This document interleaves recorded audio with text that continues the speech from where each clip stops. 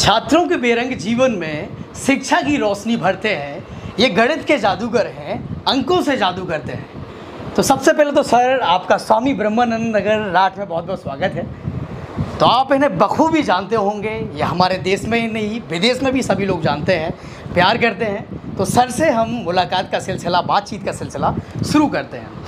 तो सर जैसा कि जो ऋतिक रोशन जी हैं आपके जीवन के ऊपर फिल्म बना चुके हैं, तो पूरी दुनिया जो है आपके जीवन के बारे में जानती है। हम आपसे उस खास चीज़ों के बारे में जानना चाहेंगे, जैसे आपके जो छात्र होते हैं आप उन्हें क्या घुट्टी पिलाते हैं कि डायरेक्ट वो IIT में सेलेक्ट हो जाते हैं। देखिए, जो छात्र होते हैं अपने आप में बहुत ही प्रतिभाशाली होते हैं, उनमें कुछ करने का जुनून होता है, आगे बढ़ना चाहते हैं, लेकिन उनके पास अपॉर्चुनिटी नहीं होता।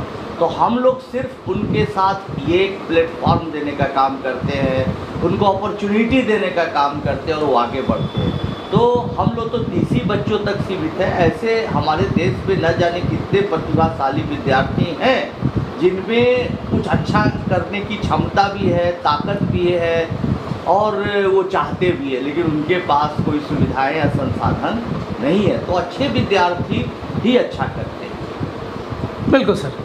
तो हम सुपर 30 से सुपर 100 या सुपर 1000 कब तक देखेंगे सर? अभी हम लोग 2 स्तर पर इस पर काम करना शुरू करेंगे। सबसे पहले तो जैसे ही कोरोना का पूरी तरह से ख़त्म होता है मामला, तो एक बड़ा ग्रुप को लेके चलेंगे। अभी कितने बच्चे होंगे पता नहीं, लेकिन आप लोग देखा, आप लोगों को ब्रह्मानंद स्वामी जी के अनुयायियों को, उनके चाहने वाले लोगों को तो मैं बड़ा प्रभावित हुआ।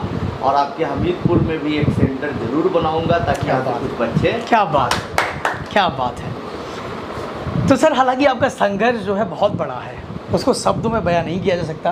फिर भी मैं चाहूँगा कि आनंद कुमार से, the great Anand Kumar, the magician of mathematician का सफ़र कैसा रहा आपका? दरअसल में वैसा नहीं कि कुछ ग्रेट आनंद कुमार की बात है, एक शिक्षक होने की बात है। लेकिन एक शिक्षक बनने के लिए बहुत सारी चुनौतियाँ थी, बहुत सारे चैलेंजेस थे।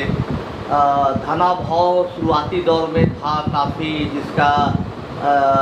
जिसके बारे में बताना बड़ा मुश्किल है। साथ साथ पापड़ बेचना, पढ़ना, बच्चों को पढ़ाना, सब चीज़ बहुत कठिनाइयों से गुजरने वाला दौर था। उसके बाद जो सबसे ज़्यादा समस्या जो आई कि कुछ 2-4 लोग जो ईर्ष्यावश कुछ भी नहीं करने देना चाहते थे, खुद हारे हुए, थके हुए इंसान थे और सामंती विचारधारा के थे।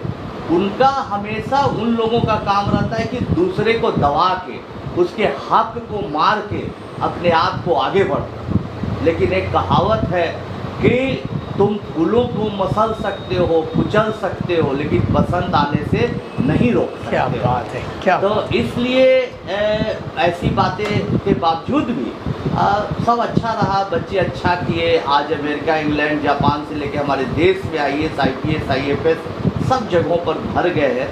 तो ये अपने आप में बहुत अच्छी बात है। बिल्कुल सर। सर और भी बच्चे जो आपको देखें, छात्र जो आपको देखें, उनके लिए क्या खास सलाह है आपको?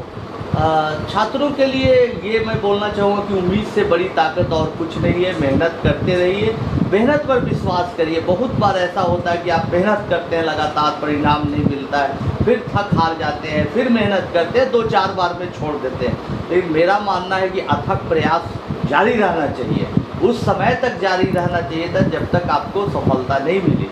आप मेहनत करते जा रहे हैं और बहुत पॉजिटिव माइंड से, फिर भी आपको लग रहा है कि सफलता नहीं मिलेगी, तो आप समझ लीजिए कि रात जितनी गहरी होती है, अंधेरी होती है, आप सफलता के उतने ही करीब आते हैं, सुबह के उतने ही करीब आते हैं इस भाव से। बिल्कुल सर। आपके जो कार्य हैं, आप जिस क्षेत्र में काम कर रहे हैं, बहुत ही अभूतपूर्व है सर। और हमारे जो स्वामी ब्रह्मानंद जी रहे हैं, उन्होंने भी लोगों को बंदूकें छुड़ाकर उन्हें कलम पकड़ाई है। तो कैसा लगा सबसे पहले आपको हमारी इस ब्रह्मानंद नगरी में आकर?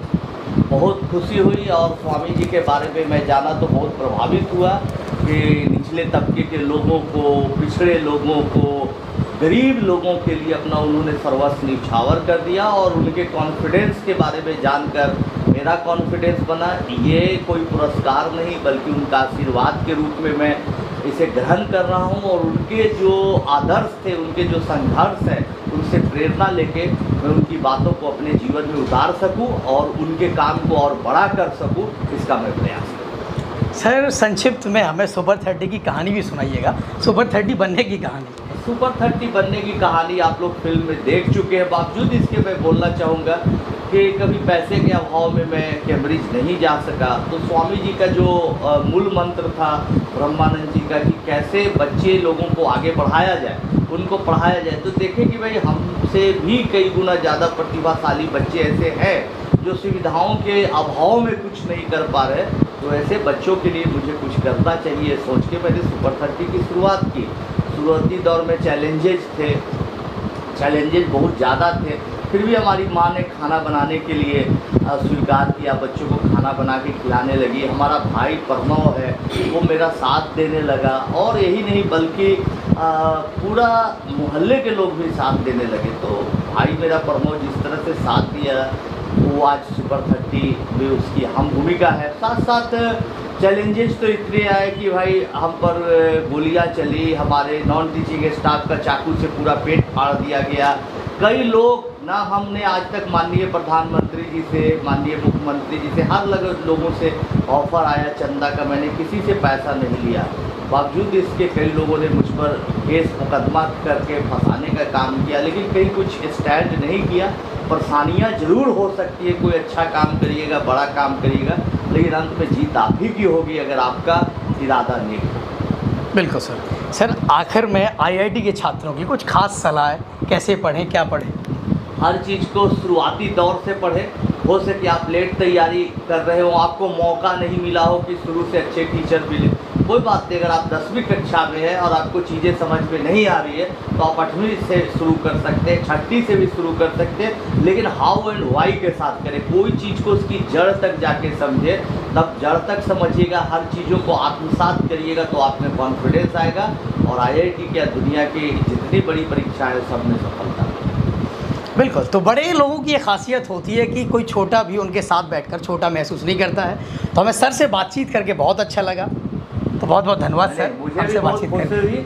आप होनहार पत्रकार हैं, आने वाले 10 साल 15 साल में पूरी दुनिया आपको जानेगी। थैंक यू सर, मेरी शुभकामनाएं आपके। Thank you sir.